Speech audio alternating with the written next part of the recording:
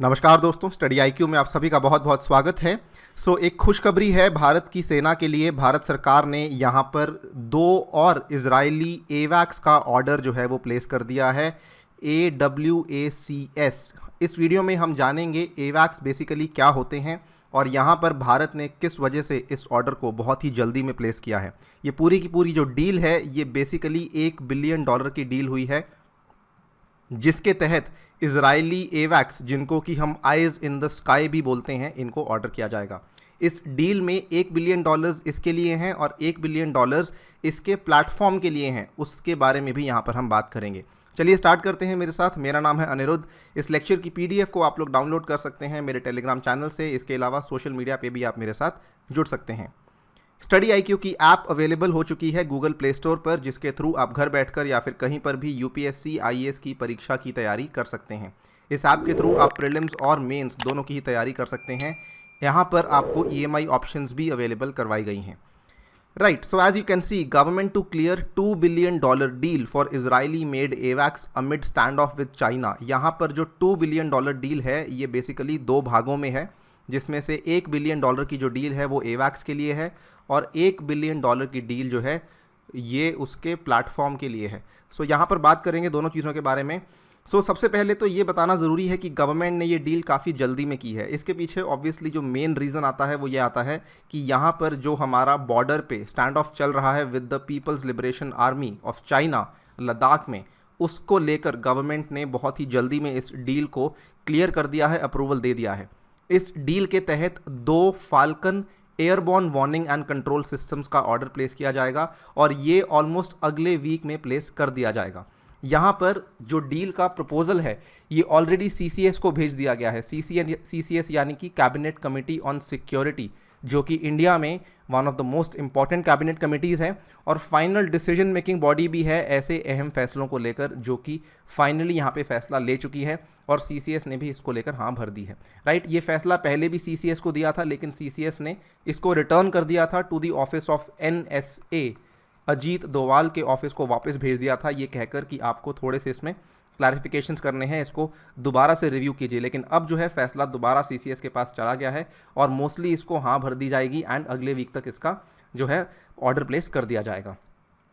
As I was telling you earlier, ये जो deal है बेसिकली $2 बिलियन की डील है, जिसमें $1 बिलियन जो है ये फाल्कन रेडार के लिए है और जिसमें दूसरा $1 बिलियन जो है ये basically purchase of the platform, इस केस में रशियन एयरक्राफ्ट A50 एयरक्राफ्ट, जो कि इसका प्लेटफॉर्म है।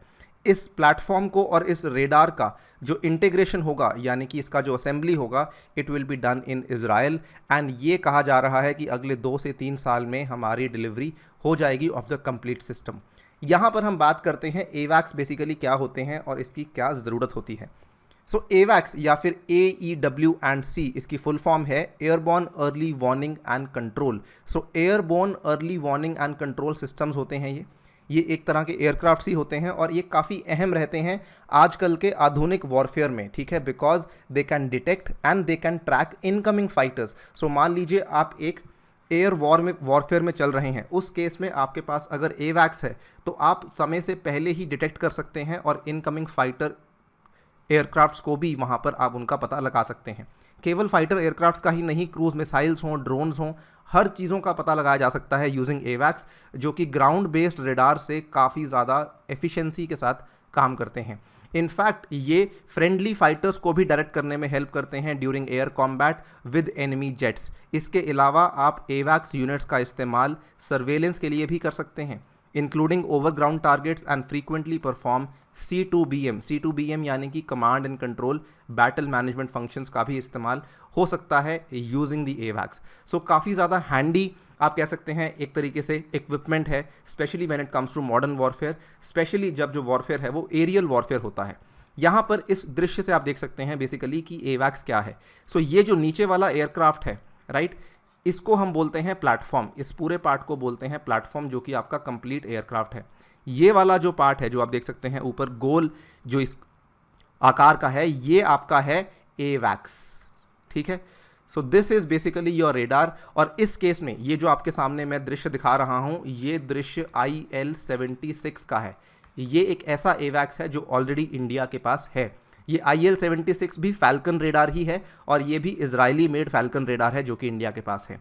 इसके अलावा एक और एवैक्स आप देख सकते हैं आपके सामने, ये अगेन ये इंडियन मेड एयरक्राफ्ट और उसके ऊपर ये इंडियन मेड एवैक्स। ये जो इंडियन मेड एवैक्स है इसका नाम है नेत्रा। सो इंडिया के पास आज की डेट में दो तरह के एवैक्स हैं, एक IL-76 और एक नेत्रा, राइट। दोनों के दोनों एवैक्स थोड़े अलग हैं, इनके बारे में बात भी करेंगे और यहाँ पर ये भी जानेंगे कि क्या वजह रही सरकार ने इतनी जल्दी में इस ऑर्डर को प्लेस किया है। सबसे पहली वजह जो कि यहाँ पर रीज़न रहा for the government of India वो ये है कि आज की डेट में भारत के पास केवल और केवल 5 एवैक्स सिस्टम्स हैं, जिसमें से 3 IL-76 फैल्कन एवैक्स हैं जो आपको दिखा चुका हूँ मैं, जिसका जो रोटोडोम है वो 360 डिग्री का है, यानी कि वो कंप्लीट 360 डिग्री में पता लगा सकते हैं कि कौन सी चीज़ अप्रोचिंग है, कोई एयरक्राफ्ट अप्रोचिंग है, कोई क्रूज मिसाइल अप्रोचिंग है या नहीं। इसके अलावा 2 हमारे पास DRDO के द्वारा बिल्ट नेत्रा एवैक्स हैं जिनका जो रोटोडोम है वो 240 डिग्री का है। नाउ आप काफ़ी क्लियरली समझ पाएंगे, ये वाला जो आपके सामने है ये IL-76 है, ये गोल है देखने में और ये 360 डिग्री का रोटोडोम रखता है। वहीं ये आपके सामने नेत्रा है, ये 240 डिग्रीज का रोटोडोम रखता है केवल, ये इंडियन बिल्ट है। सो भारत के पास केवल 5 एवैक्स है राइट नाउ और हमने 2 और एवैक्स का ऑर्डर प्लेस कर दिया है।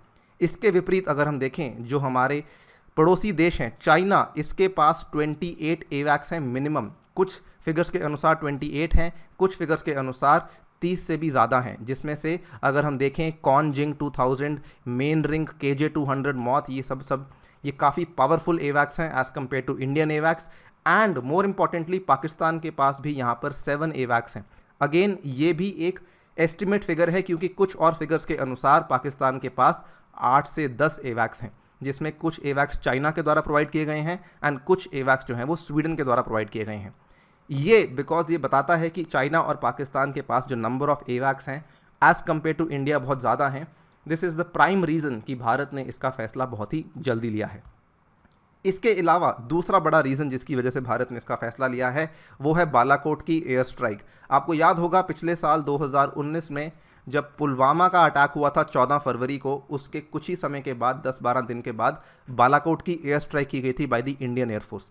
उस समय भी भारत की एयरफोर्स को एक कमी महसूस हुई थी कि हमारे पास जो एवैक्स सिस्टम है वो थोड़े कम हैं, क्योंकि उस टाइम पर जो पाकिस्तानी एरियल डॉग फाइट हुई जिस टाइम पे, तो उस टाइम पे इंडियन एयरफोर्स को लगा कि हमारे रिसोर्सेज थोड़े लिमिटेड हैं and we need much more एवैक्स। एट द सेम टाइम यही नहीं, नंबर ऑफ एवैक्स की बात तो थी ही, यहाँ पर यह भी था कि पाकिस्तान का जो एवैक्स था वो स्वीडिश मेड था और वो राउंड द क्लॉक काम कर रहा था to detect and repel any intrusion into its airspace. वहीं IAF इन टाइम्स के काफ़ी ज़्यादा वल्नरेबल थी as compare to the Pakistani air force. So ये दूसरा कारण रहा जिसकी वजह से भारत ने इस ऑर्डर को जल्दी प्लेस किया है। तीसरा कारण जो आज की डेट में चल रहा है हमारा stand of with China in eastern Ladakh, इसको लेकर भी यहाँ पर बिकॉज PLA की तरफ से यूनिलेटरल अग्रेशन है ईस्टर्न लद्दाख में और PLA यहाँ पीछे हटने को तैयार नहीं है। हमने इसको लेकर कई सारी वीडियोज़ आपके सामने पेश की हैं, स्पेशली अगर हम देखें पैंगोंग सो के एरिया में, गोगरा पोस्ट के एरिया में, डेप्सांग प्लेन्स के एरिया में, क्योंकि PLA स्टेटस को वापस जाने के लिए तैयार नहीं है। सो इंडिया को यहाँ पर भी अपने एयरफोर्स को प्रॉपरली तैयार करना है, जिसकी वजह से काफ़ी जल्दी में ये फैसला लिया गया है।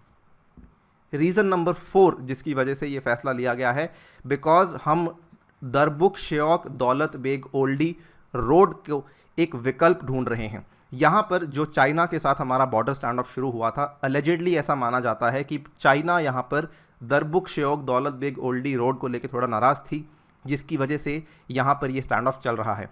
इसी को लेके भारत ने प्लान किया है कि हम एक ऑल्टरनेटिव रूट बनाएंगे और इसको लेके ऑलरेडी बॉर्डर रोड्स ऑर्गेनाइजेशन ने यहाँ पर MHA से परमिशन मांगनी शुरू कर दी है, सो दैट वो एक ऑल्टरनेट रूट को तैयार कर पाएँ। ये ऑल्टरनेट रूट क्या है, इस पर्टिकुलर मैप के थ्रू अगर आप देखें, ये गूगल मैप्स की इमेज है, ये है आपका दरबुक, ये है आपका श्योक, सो ये है आपका दौलत बेग ओल्डी।